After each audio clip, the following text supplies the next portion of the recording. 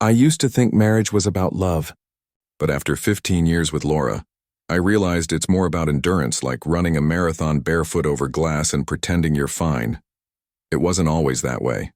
We used to laugh at the stupidest things: midnight drives, pizza boxes on the hood of my car, her hair blowing out the window while she sang off key. I thought those moments meant forever. But somewhere between her getting promoted and me taking extra shifts, forever became barely talking. It started small, short answers, tired eyes, maybe tomorrow. I tried to tell myself she was just exhausted. Work stress, hormones, life. But when tomorrow became months, I started to feel like a roommate she barely tolerated.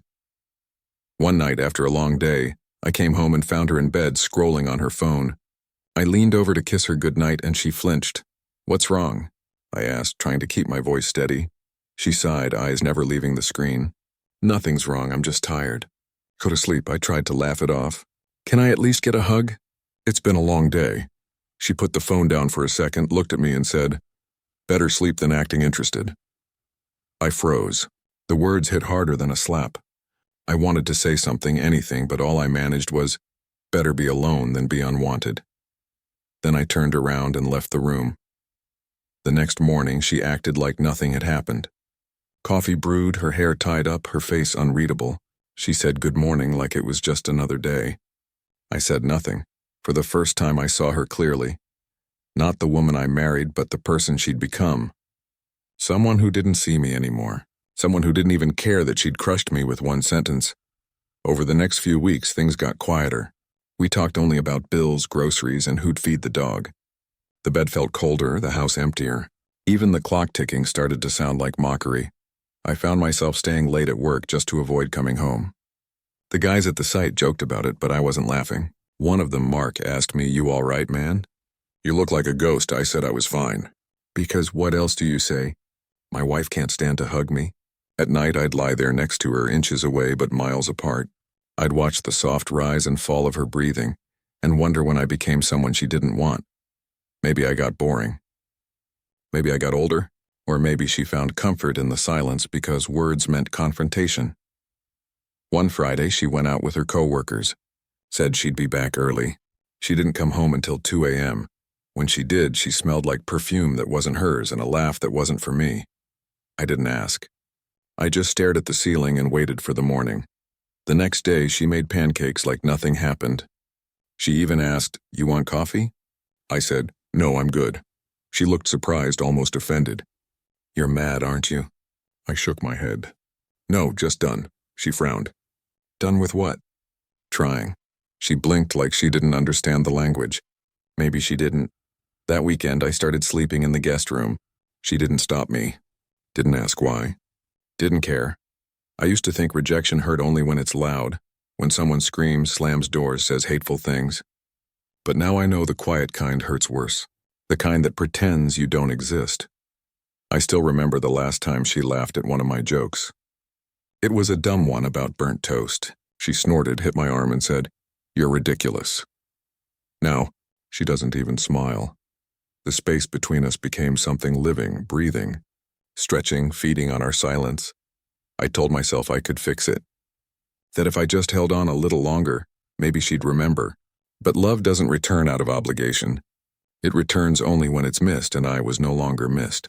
That night, I looked at her sleeping face and whispered, "You got your wish. Laura, I'm done acting interested." The next morning, I packed a small duffel bag.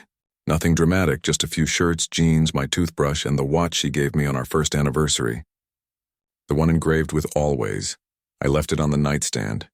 She noticed me packing and asked, "Where are you going?" "Nowhere far," I said quietly. "Just away." Her voice stayed flat. "You're being ridiculous, Lucas." "Maybe," I said, "but ridiculous feels better than invisible." She rolled her eyes and went back to her phone. That moment told me everything I needed to know. I drove to a small motel on the edge of town. Cheap, quiet, clean enough. The kind of place you don't plan to stay long but end up staying longer than you thought. That first night alone, I didn't cry. I just sat there staring at the peeling wallpaper, feeling like I'd finally stepped outside of a storm I didn't know I was in. The silence felt strange, unfamiliar but peaceful. I called Mark and told him I'd be taking a few days off. He didn't ask why. Just said, do what you gotta do, man. 3 days passed. No text, no call. Nothing from her. It's funny. When you stop chasing someone, you expect them to notice the absence. But sometimes your silence is just what they were waiting for. On the 4th day, she finally texted, "So this is how you handle problems?" By running. I stared at the screen for a long time before replying, "No," by accepting what's already gone. There was no answer after that. Weeks went by. I started cooking for myself again. Small things like eggs and toast. I went jogging in the mornings, something I hadn't done since our honeymoon. I realized how much of my life had revolved around waiting for her mood to change. One evening, I stopped by the house to pick up some mail. She was there, sitting on the couch, hair messy, eyes tired. The TV played some reality show she wasn't really watching. "You look different," she said quietly. "Free tends to look different," I replied. She hesitated. "So, that's it? 15 years and you just walk away?" I looked around the living room. The same photos, same furniture, but everything felt smaller, like a memory I'd already outgrown. "I didn't walk away, Laura," I said. "You let go first. I just finally noticed." She bit her lip, looking down. For a second I thought I saw regret. Maybe she felt it. Maybe not. "You're really not coming back, are you?" she whispered. I shook my head. "You told me to sleep instead of acting interested." I finally listened. She nodded slowly, eyes glistening. But the apology never came. I left the house and didn't look back. In the weeks that followed, I started writing again. Not for anyone else, just to empty the noise in my head. I wrote about the quiet wars couples fight, about the way love fades not with betrayal but with indifference. People talk about heartbreak like it's one big event. It's not. It's a slow erosion. One unreturned text, one cold shoulder, one fake smile at a time. Until one day you realize the person you love is just a ghost living in your house. I've learned something since leaving. Love can survive mistakes. It can survive arguments, distance, even betrayal. But it can't survive disinterest. When someone stops caring, that's when it truly dies. I ran into Laura months later at the grocery store. She looked thinner, quieter. She smiled politely and said, "You look good." I smiled back. "I am good." We stood there for a moment, two strangers with a shared past. There was no anger, no bitterness, just a quiet understanding that we'd both changed. Before walking away, she said, "I didn't realize how far gone we were." I nodded. Neither did I. Until I reached for you and felt nothing. Driving home, I didn't feel sad. I felt grateful. Because sometimes losing someone isn't punishment. It's permission to start over. That night I lay in bed, alone, but not lonely. The room was silent, but it wasn't heavy anymore.